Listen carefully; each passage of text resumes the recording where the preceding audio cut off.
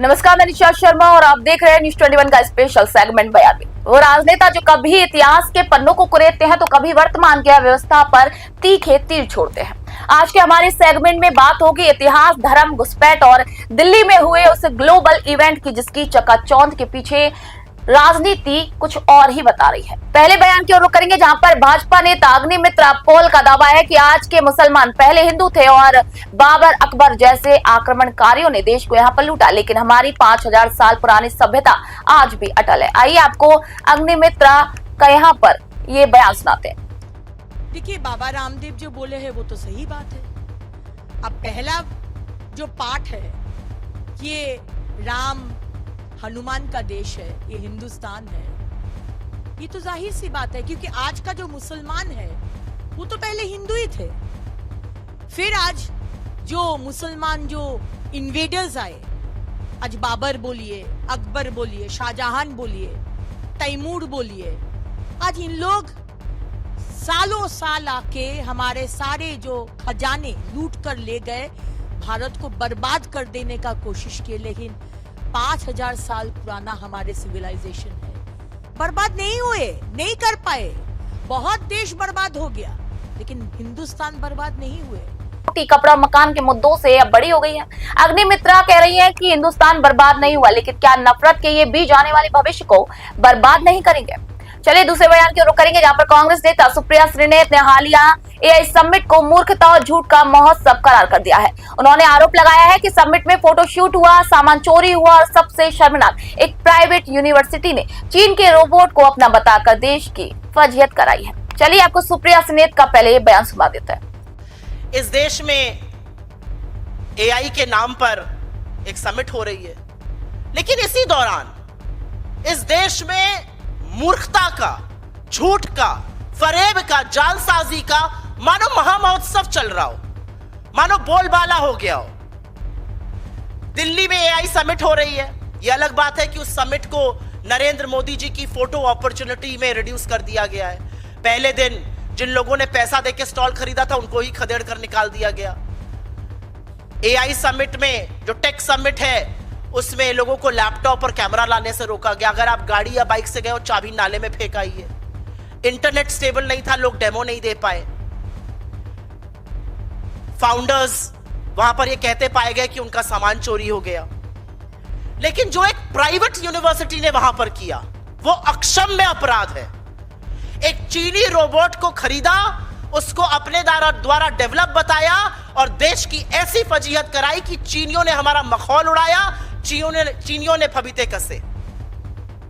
और ये सब जानते हुए डीडी न्यूज ने उसका महिमा मंडन किया और खुद अश्विनी वैष्णव जो इस देश के रील मंत्री हैं, उन्होंने उसको अपने पोस्ट पर शेयर किया। जब उनके ऊपर दबाव बना, जब राहुल गांधी जी ने सवाल पूछा कि चीनी रोबोट का महिमा मंडन इंडिया की एआई समिट में क्यों हो रहा है, तब उनको वो डिलीट करना पड़ा। सुप्रिया श्रीनेत का ये हमला सीधा डिजिटल इंडिया के दावों पर है। अगर एक ग्लोबल टेक इवेंट में इंटरनेट न चले और फाउंडर अपने डेमो न दे पाए तो क्या वाकई विश्व गुरु बनने की राह पर है? ये सबसे गंभीर बात यहाँ पर चीन के रोबोट वाली है जो कि सुप्रिया श्रीनेत ने कही है। उन्होंने बताया कि अश्विनी वैष्णव को पोस्ट डिलीट यहाँ पर करनी पड़ी, लेकिन सवाल यहाँ पर उन्होंने खड़ा किया कि बिना जांच पड़ताल के मेड इन इंडिया का ठप्पा आखिर क्यों लगाया गया है। उनका कहना है कि क्या वाकई हम आत्मनिर्भर बनने के बजाय महिमा मंडन के शिकार यहाँ पर हो रहे हैं। चलिए अब तीसरे बयान की ओर रुख करेंगे जहां पर सुप्रिया श्रीनेत ने पीएम मोदी को डरपोक करार किया है। उन्होंने आरोप लगाया कि उन्होंने रूस से तेल खरीदना बंद कर दिया, अमेरिकी किसानों को फायदा पहुंचाया और ट्रंप के आगे पीएम ने सरेंडर कर दिया। एक बार फिर सुप्रिया श्रीनेत का ही बयान सुनते हैं। इन वीडियोस में हमने ऐसा क्या दिखाया कि नरेंद्र मोदी, उनकी सरकार, उनकी राज्य सरकारें इससे घबराकर इसको डिलीट करा रही हैं? हमने इसमें वही दिखाया जो बात इस देश का विपक्ष, कांग्रेस पार्टी और इस देश के लोग पूछ रहे हैं। जो बात हम सड़क से सदन में कह रहे हैं, हमने इसमें वही दिखाया। हमने इसमें दिखाया कि कैसे डरपोक प्रधानमंत्री जनरल नरवणे को यह कहकर जो उचित समझो वो करो, उनके हाल पर तो छोड़ ही देता है, अपनी जिम्मेदारी से मुंह मोड़ लेता है। हमने दिखाया कि कैसे मोदी जी ने राष्ट्रहित की अनदेखी कर अमेरिका के साथ ट्रेड डील करी।